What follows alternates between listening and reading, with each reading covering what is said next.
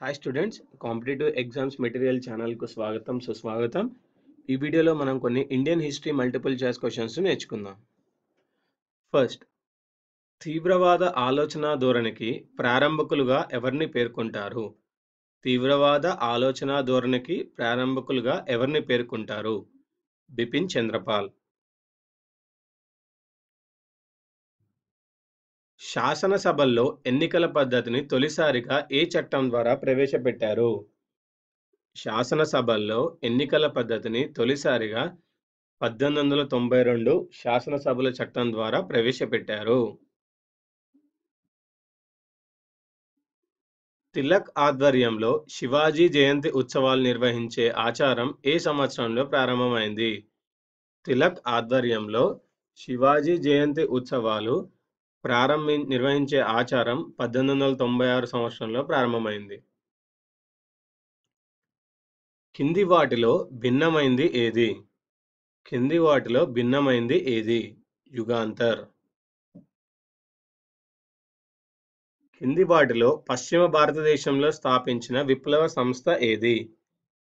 కింది వాటిలో పశ్చిమ భారతదేశంలో స్థాపించిన విప్లవ సంస్థ అభినవ భారత్. నెక్స్ట్, భారతదేశం భారతీయులకే అని ఎవరు పేర్కొన్నారు? భారతదేశం భారతీయులకే అని ఎవరు పేర్కొన్నారు? దయానంద్ సరస్వతి. భారత జాతీయ కాంగ్రెస్ రెండో వార్షిక సమావేశానికి హాజరైన ప్రతినిధుల సంఖ్య ఎంత? భారత జాతీయ కాంగ్రెస్ రెండవ వార్షిక సమావేశానికి హాజరైన ప్రతినిధుల సంఖ్య 436. ఆపరేషన్ పోలో కాలం నాటి భారతదేశ విదేశాంగ శాఖ మంత్రి ఎవరు? ఆపరేషన్ పోలో కాలం నాటి భారతదేశ విదేశాంగ శాఖ మంత్రి ఎవరు? జవహర్లాల్ నెహ్రూ. కింది వాటిలో ఇంగ్లీష్, హిందీ, ఉర్దూ, బెంగాలీ, మరాఠీ, గురుముఖి భాషల్లో ప్రచురితమైన పత్రిక ఏది? కింది వాటిలో ఇంగ్లీష్, హిందీ, ఉర్దూ, బెంగాలీ, మరాఠీ, గురుముఖి భాషల్లో ప్రచురితమైన పత్రిక ఏది? గదర్. రెండో ప్రపంచ యుద్ధ కాలంలో కింద పేర్కొన్న ఏ ప్రాంతంలో జపాన్ బాంబులు వేసింది? రెండో ప్రపంచ యుద్ధ కాలంలో కింద పేర్కొన్న ఏ ప్రాంతంలో జపాన్ బాంబులు వేసింది? కాకినాడ.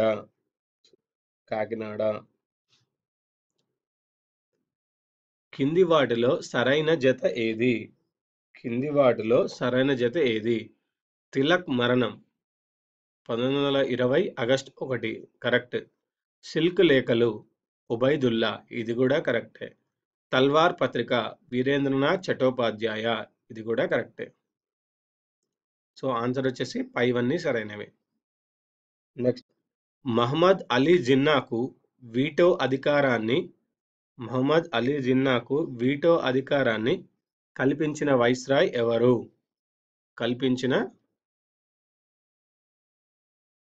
వీటో అధికారాన్ని కల్పించిన వైస్రాయ్ ఎవరు?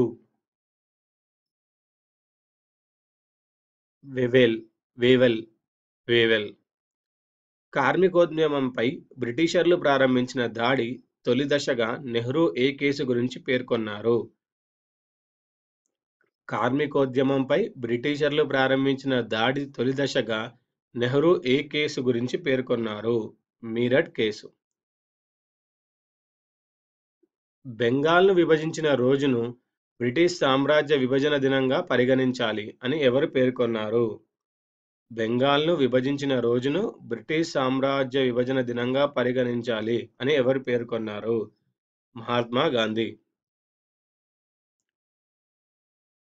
మత కలహాలను దృష్టిలో పెట్టుకొని నా ఆశ ప్రార్థనలోనే ఉంది, ప్రార్థనే దీనికి సమాధానం అని ఎవరు పేర్కొన్నారు? మత కలహాలను దృష్టిలో పెట్టుకొని నా ఆశ ప్రార్థనలోనే ఉంది, ప్రార్థనే దీనికి సమాధానం అని ఎవరు పేర్కొన్నారు? మహాత్మా గాంధీ.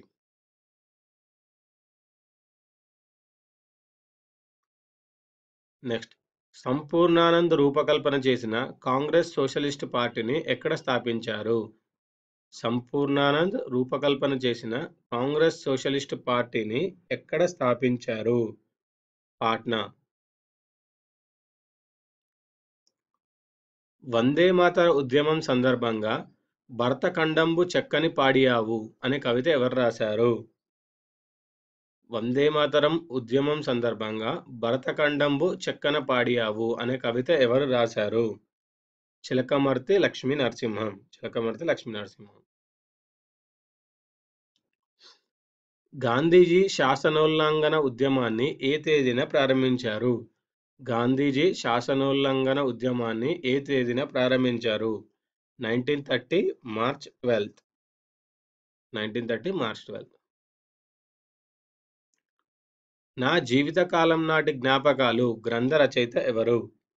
నా జీవితకాలం నాటి జ్ఞాపకాలు గ్రంథ రచయిత బిపిన్ చంద్రపాల్.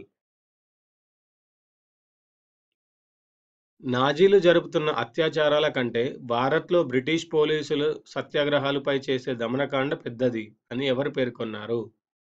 నాజీలు జరుపుతున్న అత్యాచారాల కంటే భారత్లో బ్రిటిష్ పోలీసులు సత్యాగ్రహులపై చేసే దమనకాండ పెద్దది అని ఎవరు పేర్కొన్నారు? Bertrand Russell. Bertrand Russell. ఇవ్వండి ఈ వీడియోలోని Indian history multiple choice questions. వచ్చే వీడియోలో మరికొన్ని ఇండియన్ హిస్టరీ మల్టిపుల్ చాయిస్ క్వశ్చన్స్తో కలుద్దాం.